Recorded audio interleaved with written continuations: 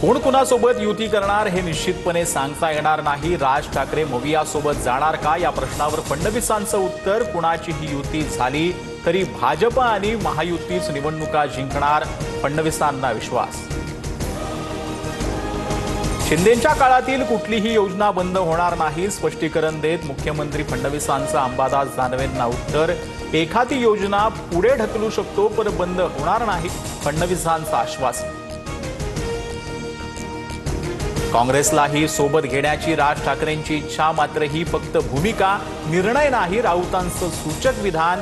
तर आमच्या पक्षाची भूमिका राज ठाकरे आणि आम्हीच मांडणार, संदीप देशपांडेंकडून स्पष्ट। माध्यमात बातम्या चालत आहेत असं काहीही बोललो नाही, राऊतांच्या राज ठाकरेंना मेसेज। राज ठाकरेंनी मनसेच्या प्रवक्त्यांना राऊतांच्या मेसेज सांगितला, सूत्रांची माहिती। मनसेसोबत काँग्रेसची युतीबाबत अद्याप चर्चा नाही, काँग्रेस प्रभारी रमेश चेनिथलांकडून भूमिका स्पष्ट। मवियात फक्त काँग्रेस, पवार आणि ठाकरेंचा पक्षच असल्याचं वक्तव्य। स्थानिक स्वराज्य संस्थेची निवडणूक स्वबळावर लढवू, पवारांच्या राष्ट्रवादीच्या बैठकीतही स्वबळाचा सूर। मविया नेत्यांशी चर्चा करून निर्णय घेऊ, शरद पवारांची भूमिका। निवडणुकांच्या पार्श्वभूमीवर मुख्यमंत्री फडणवीसांकडून अमरावती विभागातील 5 जिल्ह्यांचा आढावा। अमरावती आणि वाशिम ग्रामीणमध्ये स्वतंत्र निवडणूक लढण्याच्या पदाधिकाऱ्यांचा आग्रह।